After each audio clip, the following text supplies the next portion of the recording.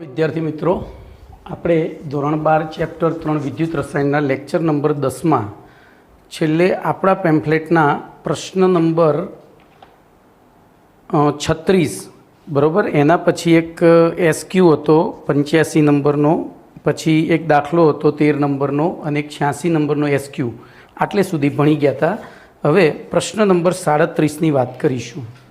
તો પ્રશ્ન નંબર 37માં ધ્યાન રાખજો.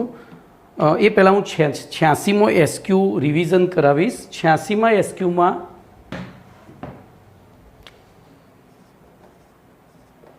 પ્રશ્ન આ રીતનો છે: વિદ્યુત વિભાજન કોષમાં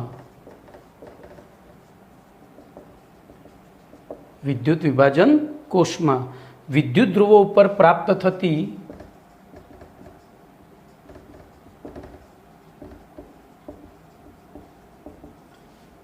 નિપજોને અસર કરતા પરિબળો જણાવો. આવો પ્રશ્ન છે, બરાબર. અસર કરતા પરિબળો જણાવો, બરાબર. તો આપણે એમાં 4 પરિબળો છે. સૌથી પહેલું પરિબળ છે વિદ્યુત ધ્રુવોની પ્રકૃતિ. પછી બીજું પરિબળ છે, આપણે લાઇનસર જોઈશું, હું આડોવળું નહીં લખું, તો વિદ્યુત ધ્રુવના પ્રમાણિત પોટેન્શિયલ, એટલે કે ઓક્સિડેશન કે રિડક્શન. અહીંયા પ્રમાણિત એટલે રિડક્શન પોટેન્શિયલ થશે. પછી ત્રીજું થશે વિદ્યુત વિભાજ્યની અવસ્થા, એટલે કે જલીય દ્રાવણમાં છે કે પિઘલિત અવસ્થામાં. અને ચોથું થશે વિદ્યુત વિભાજ્યના જો દ્રાવણ અવસ્થામાં હોય તો ના દ્રાવણની સાંદ્રતા. તો આટલા પરિબળો અસર કરે છે. અહીંયા આ 4 પરિબળો અસર કરે છે. હવે ધ્યાન રાખજો, આપણે એના પછી સીધો જ પ્રશ્ન નંબર 37 આમાંથી જ મળી જાય છે. આ ક્વેશ્ચન નંબર 37 થશે તમારો. વિદ્યુત ધ્રુવોની પ્રકૃતિ સમજાવો. તો ધ્યાન રાખો, આપણે આગળ ભણી ગયા છીએ, પાઠની શરૂઆતમાં જ આવ્યું હતું. વિદ્યુત ધ્રુવોની પ્રકૃતિ 2 પ્રકારની હોય, એક સક્રિય ધ્રુવો અને બીજું નિષ્ક્રિય ધ્રુવો. જોજો, તમને એમ થશે કે સાહેબ ત્રીજો પ્રકાર હતો વાયુ વિદ્યુત ધ્રુવ, પણ વાયુ વિદ્યુત ધ્રુવની પ્રકૃતિ પાછી નિષ્ક્રિય ધ્રુવ જેવી હતી, એટલે અહીંયા આપણે વાયુ વિદ્યુત ધ્રુવ પણ લખી શકીએ. તો ધ્યાન રાખજો, જો આપણે વિદ્યુત વિભાજન કોષમાં વિદ્યુત ધ્રુવ તરીકે સક્રિય ધ્રુવો લીધા હશે તો સક્રિય ધ્રુવો પોતે જ ઓક્સિડેશન રિડક્શન પ્રક્રિયા અનુભવશે અને નિપજ જુદી મળશે. ધ્યાન રાખજો, એ પોતે જ ઓક્સિડેશન રિડક્શન અનુભવે તો નિપજ જુદી મળે.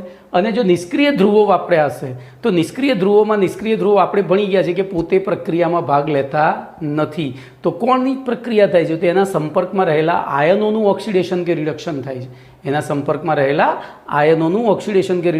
છે. આવી પરિસ્થિતિમાં બોલો, અહીંયા પોતે પ્રક્રિયા કરે, અહીંયા એના સંપર્કમાં રહેલા આયનોનું ઓક્સિડેશન કે રિડક્શન થાય, તો બોલો મળતી નિપજો કેવી હોય? જુદી જુદી. તો આપણે તમારો પ્રશ્ન નંબર 37 આ રીતનો છે: વિદ્યુત વિભાજન કોષમાં ધ્રુવો ઉપર પ્રાપ્ત થતી નિપજના પ્રકાર ઉપર વિદ્યુત ધ્રુવોની પ્રકૃતિની અસર સમજાવો. તો 2 જ મુદ્દા લખવાના છે. મુદ્દા આ રીતે લખાય: વિદ્યુત વિભાજન કોષમાં જો નિષ્ક્રિય વિદ્યુત ધ્રુવોનો ઉપયોગ કરવામાં આવ્યો હોય, હવે નિષ્ક્રિય વિદ્યુત ધ્રુવો કયા હતા? તો પ્લેટિનમ અને ગ્રેફાઇટ 2 જ, અને ત્રીજા વાયુ વિદ્યુત ધ્રુવો.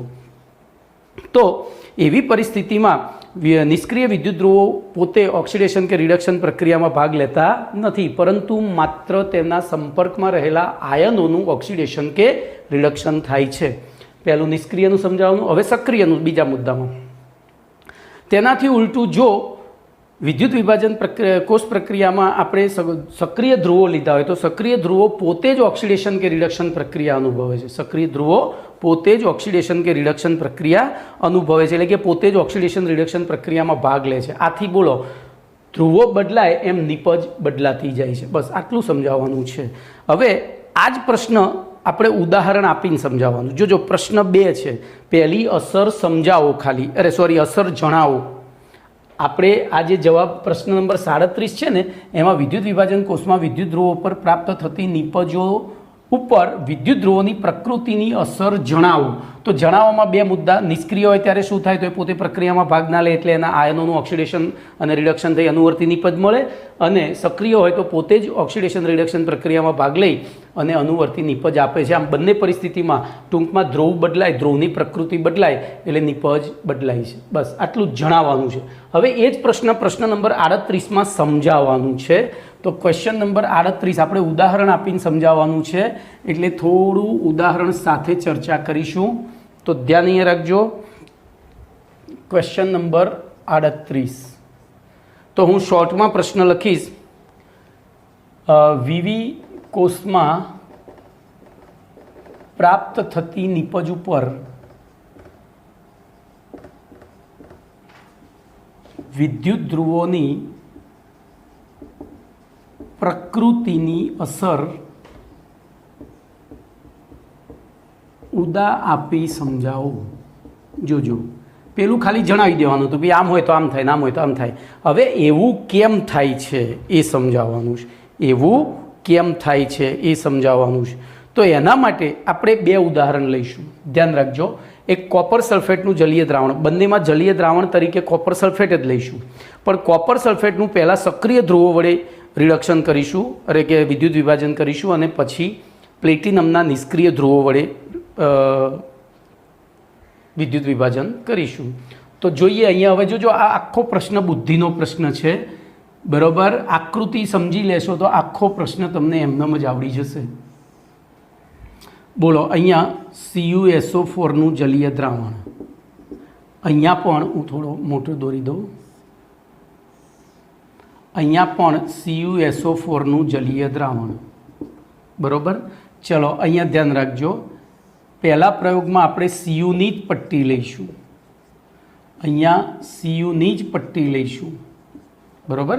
પહેલામાં Cuની પટ્ટી એટલે કે એનોડ કેથોડ તરીકે આપણે શું લઈશું?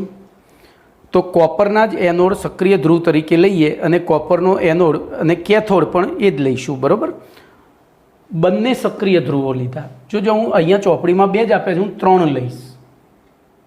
ચલો અહીંયા આપણે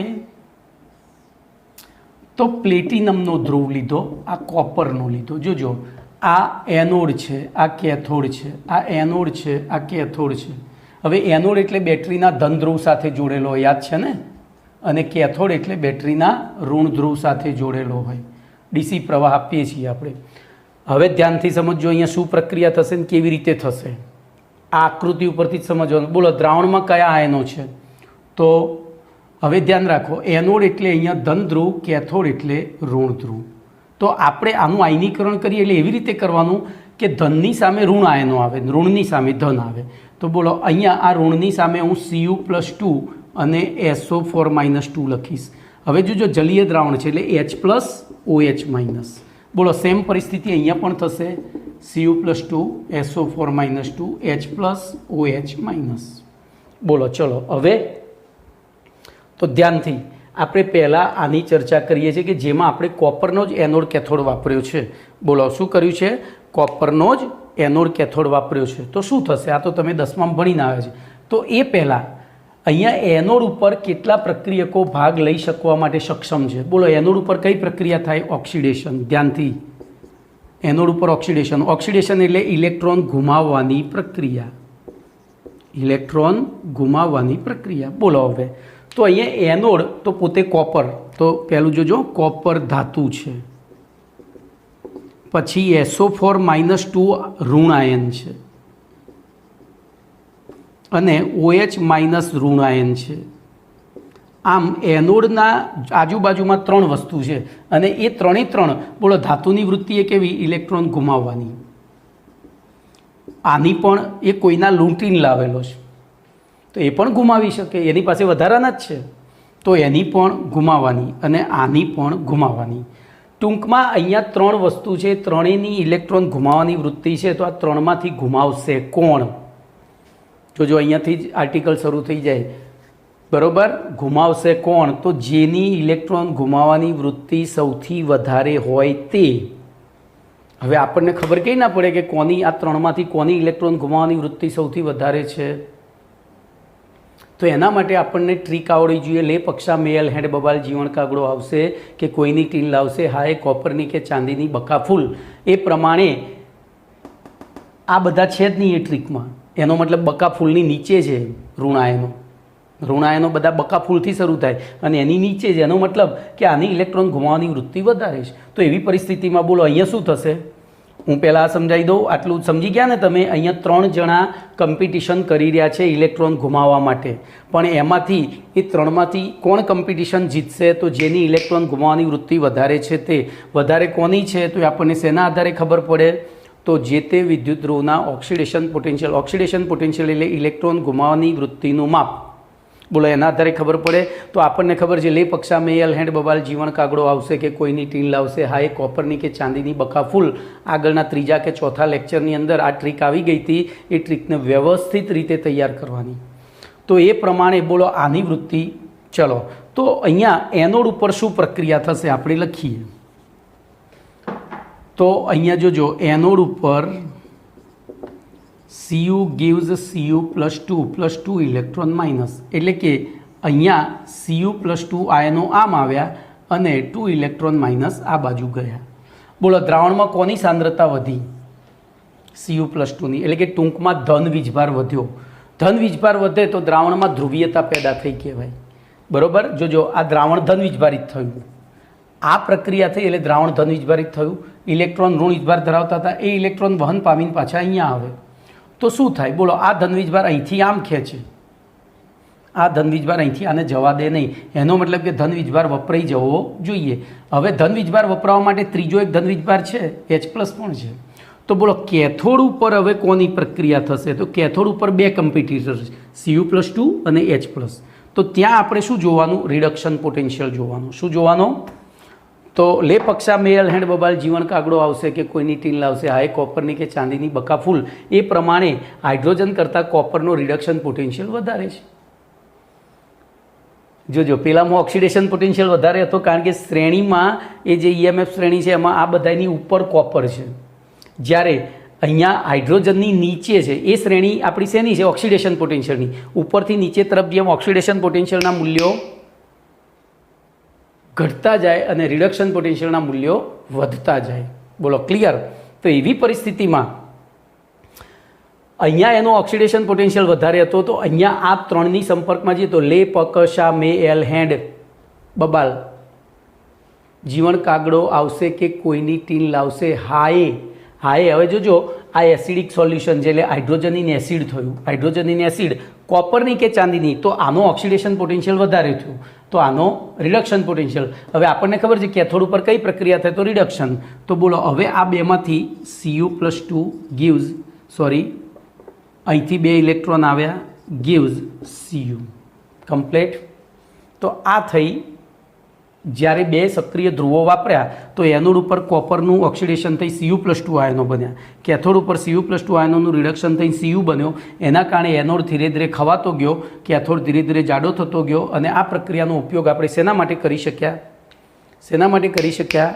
કોપરના શુદ્ધિકરણ માટે. અહીંયા અશુદ્ધ કોપરનો સળિયો લઈએ, અહીંયા શુદ્ધ કોપરનો સળિયો લઈએ, તો અશુદ્ધ કોપરના સળિયામાંથી કોપર આયનો અહીંયા જશે, જમા થશે, અને બાકીનો કચરો ગયા લેક્ચરમાં આવી ગયું હતું એનોડ પંક. અને એ એનોડ પંકમાં સિલ્વર, ગોલ્ડ, પ્લેટિનમ અને મહદઅંશે આર્સેનિક અને સેલેનિયમ અને ટેલ્યુરિયમ તો એ 2 અને સેલેરિયમ અને ટેલ્યુરિયમનો મુખ્ય પ્રાપ્તિ સ્ત્રોત જ આ છે. તો બોલો આપણે 2 ધ્રુવો, બાકી બધું સરખું છે, જોઈ લેજો, ખાલી ધ્રુવો જુદા છે અહીંયા. તો હવે અહીંયા થતી પ્રક્રિયા જોઈએ. બોલો અહીંયા પણ સેમ વસ્તુ વિચારવાની. બોલો એનોડ ઉપર તો 3 વસ્તુ થઈ. પ્લેટિન પણ ધાતુ છે, પણ પ્લેટિનમ કેવી ધાતુ છે? ઉમદા. એની વૃત્તિ ઇલેક્ટ્રોન મેળવવાની કે ગુમાવવાની છે નહીં. તો બોલો અહીંયા પ્લેટિનમ કમ્પિટિશનમાંથી નીકળી ગયું, તો વધ્યું કોણ? તો OH અને SO4-2. હવે જોજો ક્યારે કોની પ્રક્રિયા થશે? તો અહીંયા જો તમે આની સાંદ્રતા વધારે હોય તો જોજો હવે આવું કેમ થાય? સાંદ્રતા, ઓક્સિડેશન પોટેન્શિયલ આપણે નળ સમીકરણ લખીએ. બોલો E ઓક્સિડેશન બરાબર E0 oxidation minus 0.059/n into log. બોલો ઓક્સિડેશનમાં શું હતું?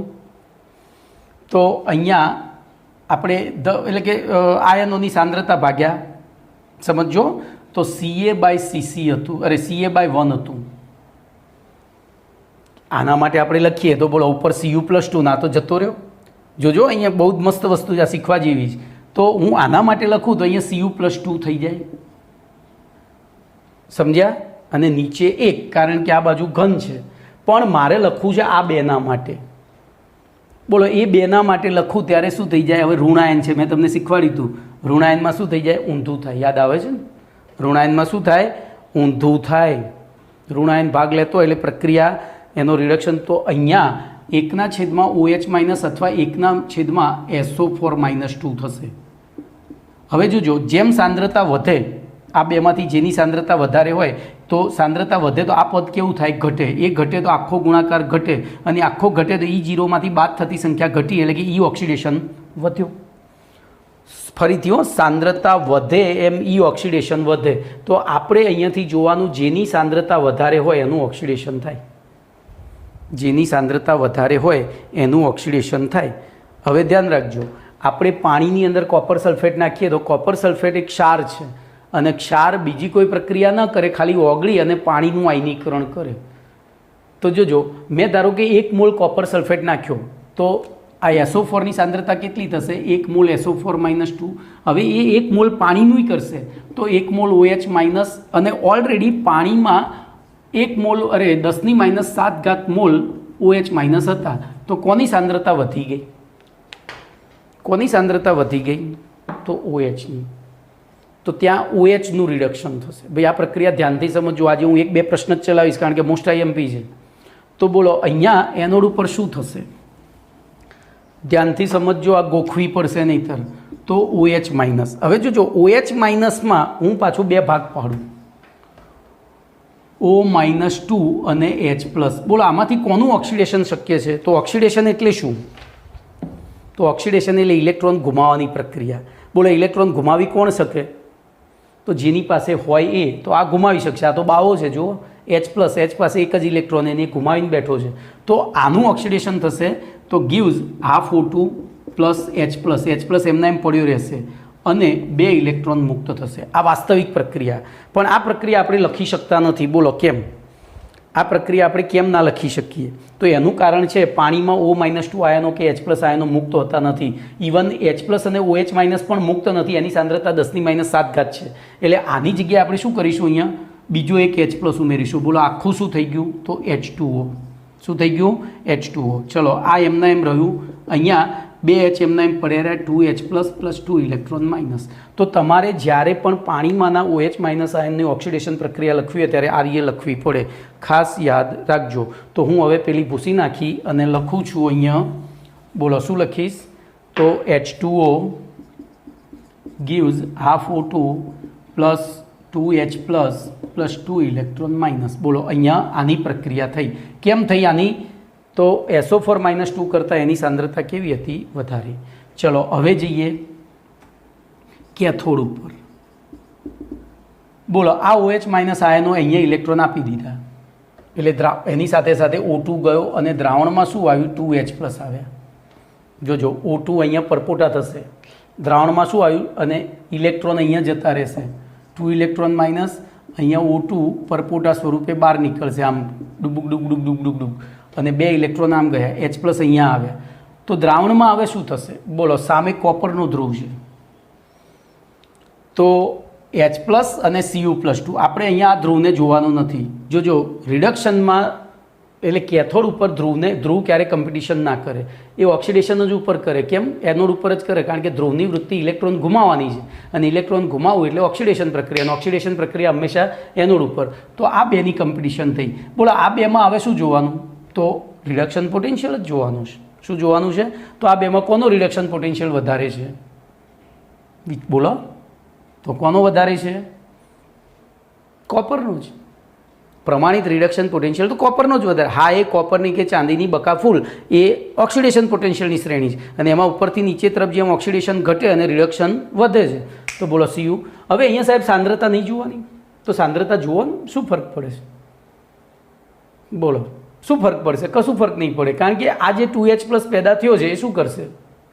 બોલો, તો એ 2H+ અહીંયા જોડાવા પ્રયત્ન કરશે SO4-2 સાથે, કારણ કે અહીંયા છે જ એને આકર્ષવા માટે, એટલે અહીંયા જતું રહેશે. તો અહીંયા થશે Cu+2 + 2 electron minus gives Cu, બોલો તો અહીંયા આપણને ધ્યાનથી જોજો, કોપરની પટ્ટીઓ ધ્રુવ તરીકે વાપરી ત્યારે એનોડ કેથોડ ઉપર આપણને શું નિપજ મળી? બોલો તો એનોડ ઉપર Cu વપરાયો અને કેથોડ ઉપર Cu ઉત્પન્ન થયો. ચલો નિષ્ક્રિય ધ્રુવ, એનોડ તરીકે નિષ્ક્રિય ધ્રુવ વાપર્યો અને કોપર તરીકે સક્રિય એટલે કે કેથોડ તરીકે આ તો નિષ્ક્રિય જ ગણાશે કારણ કે એના પોતાના આયનો. તો બોલો એ વખતે શું થયું? તો એનોડ ઉપર આપણને O2 વાયુ મળ્યો, એનોડ ઉપર O2 વાયુ મળ્યો, કેથોડ ઉપર કોપર જમા થઈ, કેથોડ ઉપર.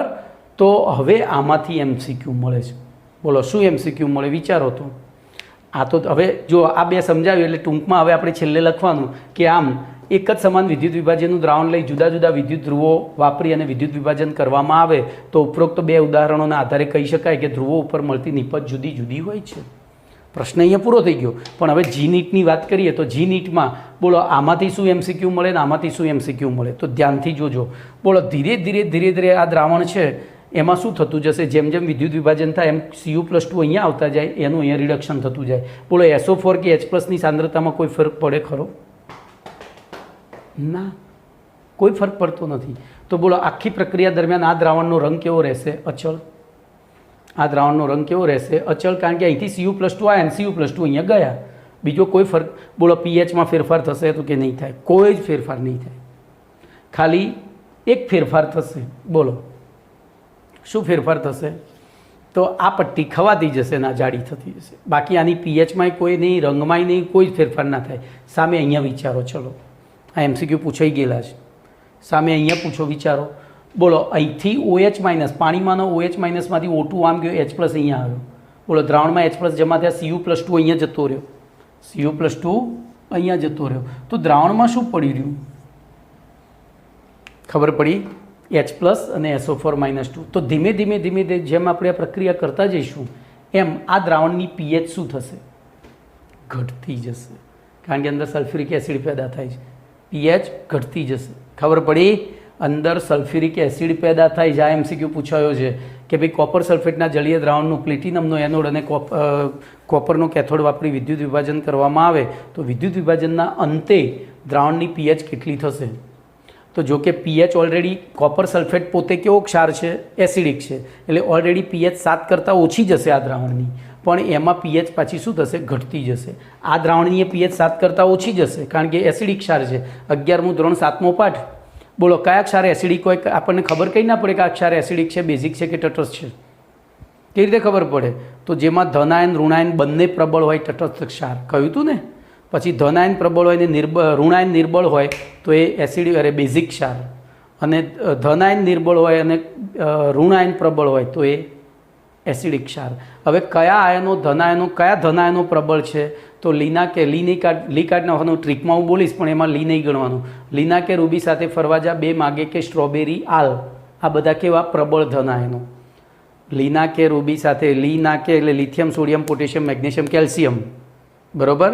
રૂબી સાથે ફરવા જા એ પ્રમાણે પહેલો સમૂહ, બીજો સમૂહ અને એલ્યુમિનિયમ, આ બધા પ્રબળ ધનાયનો. આ સિવાય પી વિભાગમાં દરેક સમૂહનું નીચેનું તત્વ લેડ છે, ટીન છે, આ બધા પ્રબળ ધનાયનોમાં આવે. ચલો પ્રબળ ઋણાયનો કયા? તો ફૂલ કલી બહાર આવી. SO4-2, NO3-1, ClO4- લખાયા હતા બધા. તો આમાંથી કોઈ પણ એક આયન હાજર હોય, ધન આયન હાજર હોય તો એ બેઝ. ઋણાયન નિર્બળ હોય. જો ધનાયન ઋણાયન બંને પ્રબળ હોય તો તટસ્થ, ધનાયન પ્રબળ હોય તો બેઝ, ઋણાયન પ્રબળ હોય તો એસિડ, અને ધનાયન ઋણાયન બંને નિર્બળ હોય તો ઉભય ગુણધર્મી એક ક્ષાર. તો અહીંથી મળતા MCQની આપણે ચર્ચા કરી લીધી છે. હવે તો પ્રશ્ન નંબર 39 જોઈશું. એના પ્રમાણિત રિડક્શન પોટેન્શિયલની અસર. જો કે મેં તમને અહીંયા ઓલરેડી શીખવાડી દીધી છે, પણ તોય આપણે લખવો તો પડશે ને, પ્રશ્ન સમજાવી જ દીધો છે.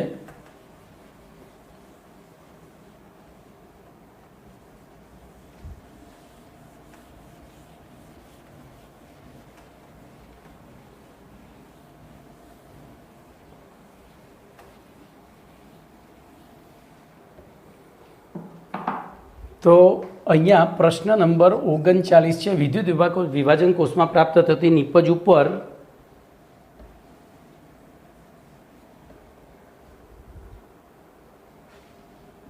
વિદ્યુત ધ્રુવોના E0 રિડક્શનની અસર. E0 રિડક્શન એટલે પ્રમાણિત રિડક્શન પોટેન્શિયલની અસર. બોલો શું લખીશું અહીંયા? તો જણાવો છો, સમજાવો નથી એ તમને કહી દઉં. અહીંયા અસર જણાવો છે, પછી સમજાવો આવશે. બોલો. તો હાલ આગળના પ્રશ્નમાં આપણે ભણી ગયા એ પ્રમાણે કે વિદ્યુત વિભાજન કોષમાં વિદ્યુત ધ્રુવો પર પ્રાપ્ત થતી નિપજના પ્રકાર વિદ્યુત વિભાજન કોષમાં ભરેલા વિદ્યુત વિભાજ્યના પીગલિત અવસ્થા અથવા દ્રાવણ અવસ્થામાં હાજર વિવિધ આયનોના ઓક્સિડેશન કરતા કે રિડક્શન કરતા તરીકેની વર્તણૂક ઉપર આધાર રાખે છે અથવા તેમની ઓક્સિડેશન કરતા કે રિડક્શન કરતા તરીકેની ક્ષમતા ઉપર આધાર રાખે છે. સમજ્યા? હવે ઓક્સિડેશન કરતા તો પોતાનું શું થાય? રિડક્શન. અને પોતાનું રિડક્શન ક્યારે થાય? જો એનો રિડક્શન પોટેન્શિયલ વધારે હોય તો. પોતાનું રિડક્શન ક્યારે થાય? જો એનો રિડક્શન પોટેન્શિયલ વધારે હોય તો. એનાથી ઉલટું રિડક્શન કરતાં એટલે પોતાનું શું થાય? ઓક્સિડેશન. બોલો ઓક્સિડેશન ક્યારે થાય? તો જ્યારે એનું ઓક્સિડેશન પોટેન્શિયલ વધારે હોય તો. આથી જો હવે આપણે લખી શકીએ આથી વિદ્યુત વિભાજન કોષમાં કેટલીક પ્રક્રિયાઓ શક્ય હોવા છતાં કેટલીક પ્રક્રિયાઓ ભૌતિક રીતે શક્ય છે પરંતુ વિદ્યુત દબાણ ખૂબ જ ઓછું હોય, બહારથી વિદ્યુત દબાણ ઓછું હોય તો એ પ્રક્રિયા ના થાય. કારણ કે એને ઓક્સિડેશન થવા માટે જેટલા વિદ્યુત દબાણની જરૂર છે અથવા રિડક્શન થવા માટે જેટલા વિદ્યુત દબાણની જરૂર છે એટલું વિદ્યુત દબાણ તમે ન આપો તો પ્રક્રિયા ન થાય. દાખલા તરીકે હું સિમ્પલ ઉદાહરણ આપું. આપણામાંથી ઘણાના ઘરે વોટર હીટર, ગીઝર અને હીટર બે વસ્તુ જુદી જુદી, આમ તો વસ્તુ એક જ છે પણ ગીઝરમાં થોડી સિસ્ટમ વધારે હોય, એ ઓટોમેટિક હોય એટલે પાણી અંદર ગરમ થઈ જાય, ટેમ્પરેચર આવે એટલે બંધ થઈ જાય અને ઓવરફ્લો ના થાય. જ્યારે વોટર હીટર એક આટલી નાની હીટર દંડી જ આવે અને ડોલમાં મૂકી દેવાની, સ્વિચ પાડો એટલે પાણી ગરમ થાય, આપણે જાતે બંધ કરવું પડે એને, એ ઓટો ઓફ ના થાય. તો વોટર હીટર છે એને આપણે પ્લગમાં ભરાવી અને ડોલમાં મૂકીએ તો જ પાણી ગરમ થાય. વોટર હીટરના બે છેડાને સેલથી કનેક્શન કરીએ તો થાય. આપણી ઘડિયાળના સેલ હોય, ઘડિયાળના સેલથી કનેક્શન કરી અને પાણી ગરમ કરીએ તો થાય ખરું? કેમ ના થયું ભાઈ? કોઈએ વિચાર્યું? કારણ કે એ વોટરને એ અંદર જો વોટર હીટરમાં વિદ્યુત વિભાજન પ્રક્રિયા થાય છે, એમાં પણ થોડો સમય થાય ને એટલે પરપોટા ચાલુ થઈ જાય. તો એ પાણીને ગરમ થવા માટે વિદ્યુત વિભાજન પ્રક્રિયા થઈ જોઈએ ને ત્યાં એનોડ કેથોડ ઉપર જે પ્રક્રિયાઓ થઈ રહી છે, જે આયનો પ્રક્રિયામાં ભાગ લઈ રહ્યા છે, 100% શુદ્ધ પાણી હોય ને તો વોટર હીટરથી ગરમ ના થાય. 100% શુદ્ધ પાણી હોય તો વોટર હીટરથી ગરમ ના થાય, યાદ રાખજો. પણ આપણા પાણીમાં ક્ષારો ઓગળેલા છે એટલે કે વિદ્યુત વિભાજનનું જલીય દ્રાવણ છે એટલે ગરમ થાય છે. કમ્પ્લીટ. તો આવી પરિસ્થિતિમાં આપણે જો એને સેલ વડે જોડીએ તો જે એ પ્રક્રિયા થવા માટે જેટલું વિદ્યુત દબાણ જોઈએ છે એટલું વિદ્યુત દબાણ સેલ પ્રોવાઈડ કરી શકતો નથી. એટલે આપણે એને શું કરવું પડે? 240 વોલ્ટમાં આપણા ઘરના પ્લગમાં ફિટ કરીએ તો જ એ પાણી ગરમ થાય. બોલો ક્લિયર? તો આટલી સમજૂતી તમારે લખવાની છે. હવે આના જ પ્રશ્ન ઉદાહરણ આપીને સમજાવવાનું છે. સોરી, એટલે એમાં કંઈ બહુ ઉદાહરણ આપીને સમજાવવાનું નથી, કારણ કે એમાં આપણે ઉદાહરણ આપીને એ પ્રેક્ટિકલી સમજાવી શકાય કે ભાઈ આટલા વોલ્ટેજ આપી તો આ પ્રક્રિયા થઈને આટલા વોલ્ટેજ આપીએ તો આ પ્રક્રિયા નથી થતી, એટલે એને ઉદાહરણ આપીને સમજાવી ના શકાય. હવે આગળનો પ્રશ્ન લઈએ, 40મો પ્રશ્ન.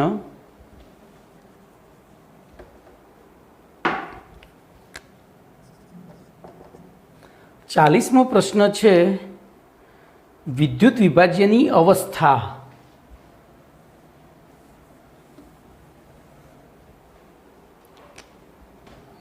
વિદ્યુત વિભાજ્યની અવસ્થાની અસર ઉદાહરણ આપી સમજાવો. જો અહીંયા તમારે બે ઉદાહરણ લેવાના છે.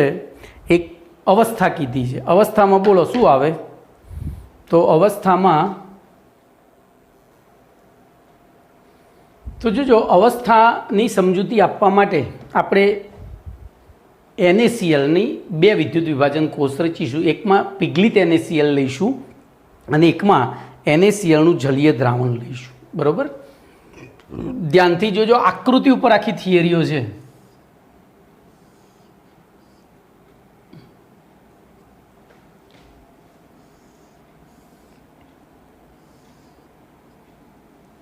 બોલો, હું આમાં પીગલિત NaCl લઉં છું અને આમાં NaClનું જલીય દ્રાવણ લઉં છું. બરાબર? જો ધ્રુવો તરીકે, હવે એ ધ્રુવની પસંદગી આપણે કેવી રીતે કરીશું હું તમને વચ્ચે શીખવાડી દઈશ, કારણ કે અહીંયા ધ્રુવ કેવી રીતે પસંદ થાય. તો જો પહેલું આપણે અહીંયા અસર કોની સમજાવવાની છે? વિદ્યુત વિભાજનની અવસ્થાની અસર. એટલે ધ્રુવ એવા લેવા જોઈએ જે નિષ્ક્રિય હોય. કોઈ એક વસ્તુની અસર સમજવા માટે બીજી વસ્તુને શું કરવી પડે? 4 પરિબળો છે અસર કરતા. બોલો, પહેલું કયું હતું? તો વિદ્યુત ધ્રુવો. બીજું બોલો, હાલ લિસ્ટ આવી ગયું, એક તો મેં ભણાવ્યું. તો વિદ્યુત ધ્રુવોની પ્રકૃતિ, પછી સાંદ્રતા, પછી અવસ્થા, અને ચોથું કયું હતું? કયું રહી ગયું? પ્રકૃતિ, અવસ્થા, સાંદ્રતા, અને ચોથું રહી ગયું રિડક્શન કે ઓક્સિડેશન પોટેન્શિયલ. તો આપણે અહીંયા સમજવું છે વિદ્યુત વિભાજ્યની અવસ્થાની અસર, એટલે બાકીના બધા પેરામીટર કેવા કરી દેવા? સાયલેન્ટ. તો અહીંયા આપણે નિષ્ક્રિય ધ્રુવો વાપરીશું. જોજો, નિષ્ક્રિય ધ્રુવ. અહીંયા પણ નિષ્ક્રિય ધ્રુવ. બોલો, અહીંયા પણ નિધુ લખીશ. હવે નિધુ, નિધુ. બોલો શું થશે? તો હવે વિચારીએ આપણે શરૂઆતથી. બોલો, નિષ્ક્રિય ધ્રુવો તરીકે કયા ધ્રુવો વાપરી શકાય? તો હું અહીંયા થોડું કલર કરીશ, એટલે પછી છેલ્લે ઉડાડતા ફાવે. બોલો, નિષ્ક્રિય ધ્રુવો તરીકે એક તો ગ્રેફાઇટ વાપરી શકાય, અને બીજો પ્લેટિનમ વાપરી શકાય. બોલો, અહીંયા ગ્રેફાઇટ અને પ્લેટિનમ બે વાપરી શકાય. અહીંયા પણ ગ્રેફાઇટ, પ્લેટિનમ. જોજો, હજુ ત્રીજો રહી ગયો મારે, સ્ટીલ. સ્ટીલ પણ નિષ્ક્રિય ધ્રુવ તરીકે વર્તે છે. અહીંયા પણ આપણે સ્ટીલ લઈશું. તો ગ્રેફાઇટ, પ્લેટિનમ અને સ્ટીલ. સ્ટીલ, ઓકે, સ્ટેનલેસ સ્ટીલની વાત થઈ રહી છે. બોલો, આ પિઘલિત NaCl છે, આ જલી NaCl. બોલો, આની અંદર કયા આયનો હશે? તો પિઘલિત છે, એટલે કે NaClને આપણે ગરમ કરીને પીગાળ્યો છે. બોલો, 2 જ આયનો હશે. આ કયો ધ્રુવ? ધન, આ ઋણ. એટલે તમારે આ બાજુ Na+, આ બાજુ Cl-. મેં તમને કહ્યું હતું એ પ્રમાણે સમજવા માટે આવું જ. બોલો, એવી રીતે આ ધન, આ ઋણ, એટલે કે આ એનોડ, આ કેથોડ. આ એનોડ, આ કેથોડ. જોજો, હવે આગળ જે તમે ભણ્યા ને વિદ્યુત રાસાયણિક કોષમાં એનોડ ઋણ ધ્રુવ હતો અને કેથોડ ધન ધ્રુવ હતો.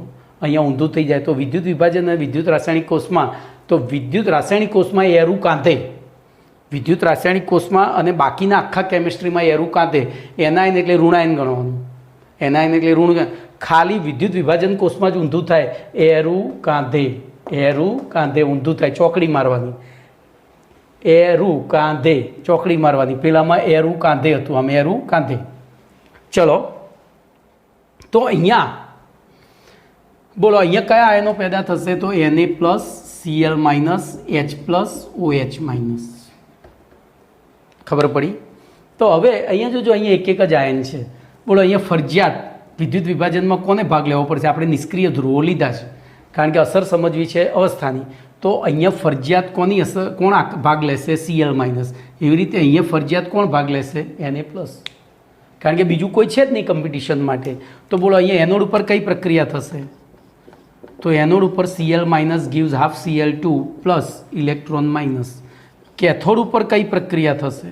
એટલે કે અહીંથી Cl અહીંયા ગયો, એને 1 ઇલેક્ટ્રોનનું દાન કરી દીધું, જે આ વિદ્યુત વાહક તાર મારફતે બેટરીમાં અહીંથી ઇલેક્ટ્રોન આવે એટલે અહીંયા પાછા જતા રહે બેટરીમાં.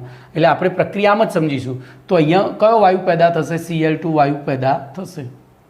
અહીંયા Cl2, અને ઇલેક્ટ્રોન અહીંયા ગયો, એ ઇલેક્ટ્રોન પાછો અહીંયા આવ્યો. બોલો, એને શું કર્યું? તો Na+, plus electron minus give sodium. Okay, આ ગેસ. ચલો, અહીંયા વિચારો તો અહીંયા કોમ્પિટિશન આવી ગઈ પાછી. કેમ? તો 2 આયનો છે. બોલો, આ બેમાંથી કોણ પહેલું જશે? કોણ જશે પહેલું? તો અહીંયા શું જોવાનું? ઓક્સિડેશન પોટેન્શિયલ જોવાનું. અહીંયા શું જોવાનું? રિડક્શન. તો લે પક્ષા મેલ હેડ બબાલ જીવન કાગડો આવશે કે કોઈની ટીન લાવશે, હા એ કોપરની કે ચાંદીની બકા ફૂલ. એ પ્રમાણે આપણે જોવા જઈએ તો અહીંયા એકચ્યુઅલી તમે NaClની સાંદ્રતા કેવી લો છો એની ઉપર ડિપેન્ડ કરશે કોણ ભાગ લેશે. સાંદ્રતા કેવી લેશો એ આગળનો પ્રશ્ન છે. સાંદ્રતાની અસર સમજાવું છું, પણ તેમ છતાં આપણે હાલ પૂરતું અહીંયા કયું દ્રાવણ લઈને ચાલીશું? તો મંદ દ્રાવણ. કયું દ્રાવણ લઈને ચાલીશું? મંદ દ્રાવણ. બરાબર? 1 મિનિટ, અહીંયા મંદ અને સાંદ્ર 2 લીધું છે, તો હું 2 લઈશ. ચલો ને, 1 by 1. 1 મિનિટ, હા, ના, એને ચોપડીમાં છે ને મંદ જ લીધું છે મારા ખ્યાલથી, મંદ લીધું છે ભાઈ, એટલે આપણે મંદ લઈને ચાલીએ, કારણ કે પાછળ આવે જ છે પ્રશ્ન પાછો, એટલે મારે તો શું એઝ પર ટેક્સ્ટ બુક જવું પડે એટલે. તો જોઈએ, બોલો આનું મંદ દ્રાવણ છે, અને મંદ દ્રાવણ હોય એનો અર્થ શું થયો? કોની સાંદ્રતા ઓછી થાય? NaClનું મંદ દ્રાવણ એટલે કોની સાંદ્રતા ઓછી થઈ? Cl માઇનસની સાંદ્રતા ઓછી થઈ, અને ઓછી થઈ તો પછી આનો ઓક્સિડેશન પોટેન્શિયલ વધી ગયો. કઈ રીતે? તો E ઓક્સિડેશન બરાબર E0 oxidation minus 0.059/n into log. બોલો ઋણાયન ભાગ લેતા એમ ધનાયન ભાગ લેતા હોય તો Ca/Cc, પણ ઋણાયન ભાગ લેતા હોય તો 1/OH માઇનસ. બોલો આ સાંદ્રતા વધુ તો આખું પદ ઓછું, આખું પદ ઓછું તો આ ગુણાકાર ઓછો, ને આખો ગુણાકાર ઓછો તો E0 ઓક્સિડેશનમાંથી બાદ થતી સંખ્યા ઓછી, એનો મતલબ કે E ઓક્સિડેશન વધારે થયો. તો જ્યારે આની સાંદ્રતા ઓછી હોય ત્યારે આ ભાગ લે, Cl માઇનસની સાંદ્રતા ઓછી હોય ત્યારે કોણ ભાગ લે? OH minus. તો અહીંયા આપણે ઓછી માટે જ ગણવાનું છે. તો જોઈએ, બોલો એનોડ ઉપર શું થશે? તો એનોડ ઉપર OH માઇનસ. હવે મેં તમને કહ્યું હતું કે OH માઇનસ પાણીમાં મુક્ત રહી શકતો નથી, એની સાંદ્રતા 10⁻⁷ જ છે. ઓકે, તો એવી પરિસ્થિતિમાં આપણે આખું H2O, પણ હું તો આખી પ્રક્રિયા લખીશ. બોલો આમાંથી ઓક્સિડેશન કોનું થાય? ફક્ત O2નું, ઓનું. તો half O2 plus H plus એમનો એમ અને 2 ઇલેક્ટ્રોન લખ્યા, પણ હજુ અહીંયા એક H પ્લસ ઉમેરી દો એટલે આ શું થઈ ગયું? પાણી. શું થઈ ગયું? પાણી. તો એની સાથે એક H પ્લસ અહીંયા પણ ઉમેરવો પડે. ચલો, તો અહીંયા આની ના થઈ, કોની થઈ? OH માઇનસની. ચલો, કેથોડ ઉપર શું થશે? કેથોડ ઉપર શું થશે? તો આ બેમાંથી કોણ જાય? તો જેનો રિડક્શન પોટેન્શિયલ વધારે હોય. બોલો અહીંયા રિડક્શન પોટેન્શિયલ કોનો વધારે છે? તો રિડક્શન પોટેન્શિયલ કોનો વધારે? બોલો લેપકશા, મેલ હેન્ડ બબાલ, જીવણ કાગડો આવશે કે કોઈની ટીન લાવશે, આ એક કોપરની ચાંદીની બકા ફૂલ. તો એ પ્રમાણે આનો ઓક્સિડેશન પોટેન્શિયલ લેપક્ષા, આનો ઓક્સિડેશન પોટેન્શિયલ વધારે છે, આનો રિડક્શન. તો અહીંયા જશે H પ્લસ. ધ્યાનથી સમજજો, H plus gives half H2. Sorry, જોજો હું ખોટી લખી રહ્યો છું પ્રક્રિયા, પણ તમને સમજાવવા માટે ખોટું લખવું જરૂરી છે. બોલો હાફ H2 થયું, પણ મેં જેમ કહ્યું એમ કે પાણીમાં OH માઇનસ આયનોની સાંદ્રતા ખૂબ જ નીચી છે, એમ H પ્લસની પણ કેવી છે? ખૂબ જ નીચી. તો એ અહીંયા આપણે પાછું પેલું ના લખી શકીએ, તો ત્યાં શું કરવું પડશે? અહીંયા OH માઇનસ ઉમેરવો પડશે. જોજો ધ્યાનથી, OH માઇનસ ઉમેરશો એટલે શું થશે? H2O. H2Oમાંથી H પ્લસનું જ તો પેલું આપણે O-2 બરાબર પ્લસ H2 પ્લસ અહીંયા 2 ઇલેક્ટ્રોન માઇનસ. આ રીતે લખાય? તો ના લખાય. કેમ? પાછું O-2 બેલેન્સ ના રહે, O-2 બેલેન્સ ના રહે. એટલે પાછું આપણે આને જોજો ગુણતા જઈએ એમ કરીએ તો કેથોડ ઉપર આપણે આ પ્રક્રિયાને 4 વડે ગુણવાની છે. તો અહીંયા 4 H2O લેવાના, 4 H2O. બોલો શું થશે? Plus 4 electron minus gives 4 H2O plus 4 electron minus gives. બોલો 2 H2.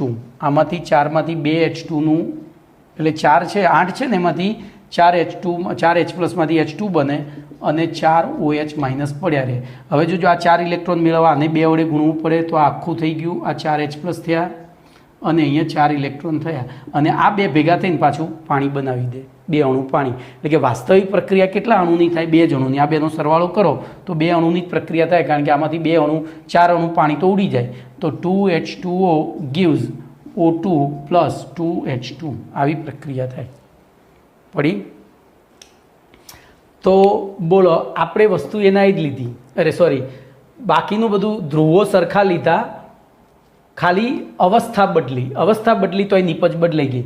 બોલો પિગલિત લીધો તો એનોડ ઉપર ક્લોરીન અને કેથોડ ઉપર સોડિયમ મળ્યો, તો જલીય દ્રાવણ લીધું અને મંદ જલીય દ્રાવણ, તો એનોડ ઉપર O2 અને કેથોડ ઉપર H2 મળ્યું. હવે મારો પ્રશ્ન છે કે તમે આ છોડો, આમાં બહુ ફરક નહીં પડે, પણ તોય હું શીખવાડીશ. બોલો આમાં આ 3માંથી કોને પસંદ કરશો? ગ્રેફાઇટ, પ્લેટિનમ અને સ્ટીલમાંથી. આ 2 જગ્યાએ. એવી રીતે અહીંયા કોને પસંદ કરશો? આવો MCQ પૂછાય. તો ધ્યાન રાખજો, એ ધ્રુવની પસંદગી, જ્યારે ધ્રુવ નિષ્ક્રિય હોય, જે પ્રક્રિયામાં ભાગ ન લેતો હોય, ત્યારે આ 3માંથી કયો ધ્રુવ પસંદ કરવો એનો આધાર કોની ઉપર હોય? નિપજ ઉપર. બોલો અહીંયા ક્લોરીન વાયુ મળે છે અને વાયુ સીધો હવામાં ઉડી જાય, હવામાં ઉડી જાય. એટલે ત્યાં આપણે સસ્તો, આ તો નિષ્ક્રિય જ છે, એટલે સસ્તો, સમજ્યા કે નહીં, સસ્તો વિદ્યુત ધ્રુવ વાપરીશું કે જેની કોઈ જરૂર અસર થતી નથી. તો અહીંયા આપણે વાપરીશું ગ્રેફાઇટ. જોજો અહીંયા સોડિયમ, તો સોડિયમ છે આ 3 ઉપર જમા ધાતુ રૂપે એનું આવરણ થશે,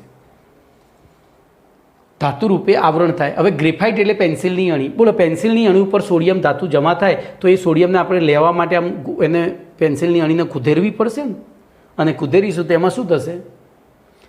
ગ્રેફાઇટ આવી જશે, એટલે કે અશુદ્ધ સોડિયમ મળશે. તો અહીંયા ગ્રેફાઇટ ના વાપરી શકાય. તો રહ્યું આ બે. બોલો, આ બેમાંથી કયું વાપરી શકાય? તો આ સસ્તું છે, સ્ટીલ સસ્તું છે, એટલે પ્લેટિનમ વાપરી શકાય. પણ એ વાપરવું એ મૂર્ખામી છે, કારણ કે કેમિસ્ટ્રીનો મુખ્ય ઉદ્દેશ ઓછા સમયમાં ઓછા ખર્ચે વધુ ઉત્પાદન. તો આપણે ઓછામાં ઓછો ખર્ચ કરી તો અહીંયા આપણે સ્ટીલનો કેથોડ અને ગ્રેફાઇટનો એનોડ વાપરીશું. બોલો, અહીંયા શું વાપરીશું? વિચારો તો એ પ્રમાણે. અહીંયા શું વાપરીશું? તો અહીંયા હવે જોજો બે વાયુ પેદા થાય છે, O2 અને H2, અને વાયુઓ કોઈની સાથે પ્રક્રિયા, વાયુ છે એટલે ફટાફટ ઉડી જશે ને, તો આ બે વાપરવાની જરૂર નથી, કારણ કે ગ્રેફાઇટ ચાલશે. સીધો ઉપર આપણે ભેગું જ કરી લેવું છે ને. તો આવા MCQ પૂછાય કે આ વિદ્યુત વિભાજન કયા ધ્રુવો વાપરીને કરવું હિતાવહ છે. પડી ગઈ? ચલો, એના પછી સાંદ્રતાની અસર સમજાવવાની છે. તો ધ્યાન અહીંયા રાખજો, NaClની આપણે આ મંદ માટે તો લખેલું છે ને, હવે હું સાંદ્ર માટે વાત કરું એટલે આગળનો પ્રશ્ન આવી જાય. બરાબર? મંદ માટે તમારા માટે લખેલું જ છે. હવે હું સાંદ્ર NaCl માટે ધ્યાનથી જોજો. તો સાંદ્ર NaClનું જદ્રા, બોલો, ધ્રુવો આપણે પછી પસંદ કરીએ છીએ. બોલો, દ્રાવણમાં કયા આયનો છે? Na+Cl-H+OH-. હવે તો સિમ્પલી ખબર પડી જાય, આ લખેલું છે એટલે. બોલો, સાંદ્ર છે એટલે કોની સાંદ્રતા વધારે થઈ? Cl-ની. અને Cl-ની સાંદ્રતા વધારે તો એનો પેલા નળ સમીકરણ પ્રમાણે ઓક્સિડેશન પોટેન્શિયલ વધી જશે, અને ઓક્સિડેશન પોટેન્શિયલ વધે તો એનોડ ઉપર કોની પ્રક્રિયા થશે? તો Cl- gives half Cl2 plus 1 electron minus. ચલો, કેથોડ ઉપર કઈ થશે? તો કેથોડ ઉપર આ બેમાંથી કોણ જાય?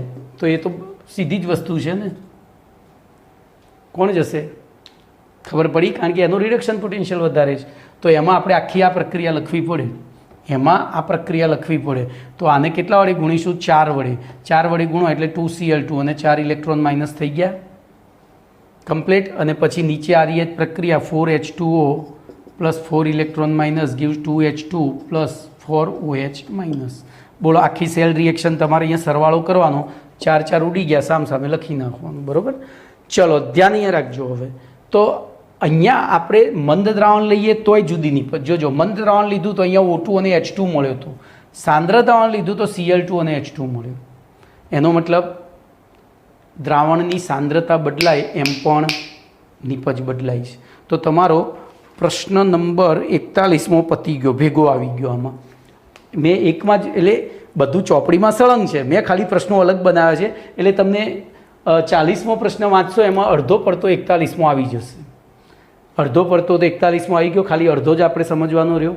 હવે અહીંયાથી MCQ છે, જોજો, મસ્ત MCQ છે. બોલો, આ દ્રાવણ, સાંદ્ર દ્રાવણનું વિદ્યુત વિભાજન કયા ધ્રુવો વડે કરીશું? પહેલો પ્રશ્ન. બોલો, એનોડ તરીકે કોને પસંદ કરીશું? તો Cl2 વાયુ છે, બોલો, ગ્રેફાઇટ ચાલે. H2 વાયુ છે તો ગ્રેફાઇટ ચાલે. પહેલો MCQ મળી ગયો. કેમ? તો બે વાયુઓ છે એટલે તો હવામાં ઉડી જવાના છે, બહુ ટેન્શન નથી. ચલો, હવે વિદ્યુત વિભાજન પૂરું થાય, ધ્યાનથી હો જોજો, આના પછી હું આમાંથી એક MCQ પૂછીશ. વિદ્યુત વિભાજન પૂરું થાય ત્યારે આ દ્રાવણની pH શું થશે? તો જોજો, દ્રાવણમાં 4 આયનો હતા, Na+Cl-H+OH-. એમાંથી Clનું એનોડ ઉપર ઓક્સિડેશન થયું, H+નું, તો દ્રાવણમાં શું પડી રહ્યું? NaOH. તો NaOHનું ઔદ્યોગિક ઉત્પાદન કાસ્ટનર કેલ્નર પદ્ધતિ, 11મું ધોરણ, S વિભાગના તત્વો, એ કાસ્ટનર કેલ્નર પદ્ધતિ આ રહી છે. ખબર પડી? NaOHના ઔદ્યોગિક ઉત્પાદનની રીત છે. ડાઉન કોષ પણ કહેવાય છે. જૂના સિલેબસમાં ડાઉન કોષ કહેવાતો, તો નવા સિલેબસમાં એને કાસ્ટનર કેલ્નર કહે છે. તો આ જ પ્રક્રિયા તો તમે ભણ્યા હતા, એ ફરી આવી. ચલો અહીંયા હવે વિચારીએ, બોલો આનો લાંબો સમય સુધી વિદ્યુત વિભાજન કરીએ તો શું થાય? તો અહીંથી OH આમ ગયો અને H આમ ગયો. જોજો, લાંબો સમય સુધી વિદ્યુત વિભાજન કરીએ તો શું થાય? તો ધીરે ધીરે પાણીની જથ્થો શું થતો જાય છે? ઘટતો જાય છે. NaCl એના એ જ રહે છે. તો એક પરિસ્થિતિ એવી આવશે કે દ્રાવણ કેવું બની જશે? સાંદ્ર. કારણ કે દ્રાવક દૂર થતો જાય છે, દ્રાવ્ય એમના એમ રહે છે. તો જોજો બીજો MCQ, મંદ જલીય NaClના દ્રાવણનું બોલો શેના ધ્રુવો વડે? ગ્રેફાઇટના વિદ્યુત ધ્રુવો વડે લાંબો સમય સુધી વિદ્યુત વિભાજન કરવામાં આવે. લાંબા સમય સુધી, લાંબા એટલે અંતિમ સમય સુધી એમ. તો શું થશે? અંતિમ સમયે, એ વિદ્યુત વિભાજનની અંતિમ સમયે તેમાં કઈ પ્રક્રિયા થતી હશે? લોકો આ લખીને આવે છે. કઈ થાય? આ થાય. એમાં એનોડ ઉપર Cl2 પેદા થતો હશે ને કેથોડ ઉપર. કારણ કે શરૂઆતમાં મંદ દ્રાવણ હતું ત્યારે કોનું ઓક્સિડેશન રિડક્શન? તો OHનું ઓક્સિડેશન ને H+નું રિડક્શન થતું હતું, એટલે કે પાણી વપરાતું જતું હતું. વાસ્તવમાં વપરાય છે શું? પાણી. અને પાણી દ્રાવક છે, દ્રાવક વપરાતું જાય, દ્રાવ્ય એમના એમ પડ્યો રહે તો દ્રાવણ કેવું બનતું જાય? સાંદ્ર. તો ધીરે ધીરે ધીરે એક પરિસ્થિતિ એ હશે કે આ મંદ હતું એ કેવું બની ગયું? સાંદ્ર. અને સાંદ્ર બની ગયું તો શું થયું? હવે એનોડ ઉપર Cl2 ને કેથોડ ઉપર H2 ચાલુ રહેશે. તો અંતમાં બંનેમાં આ બંને વિદ્યુત વિભાજન આમ લાંબા સમય સુધી, આ તો જ્યારે પૂરું થશે H અને Cl વપરાઈ જશે એટલે પૂરું થઈ જશે. પણ આના અંતિમ પરિસ્થિતિમાં આ દ્રાવણની pH કેટલી હશે? તો 7 કરતાં વધારે. કારણ કે એમાં શું પેદા થશે? NaOH. સાહેબ આ OH ક્યાંથી આવશે? આ તો અહીંયા વપરાય છે, પણ આ મંદ થયા, આ સાંદ્ર થઈ ગયા પછી થોડું જે પાણી વધ્યું હશે એનો OH પડ્યો રહેશે. આની સાંદ્રતા ઓછી થઈ ગઈ Cl કરતાં, એટલે પછી Clનું ચાલુ થશે, આ પડ્યો રહેશે. Is that okay? ક્લિયર? તો આ રીતે આવા MCQ પૂછાય છે. ચલો હવે એક પ્રશ્ન, નાનો 42મો પ્રશ્ન છે, હું જોઈ લઉં ટાઈમ પહેલાં, પછી આગળ વધીએ.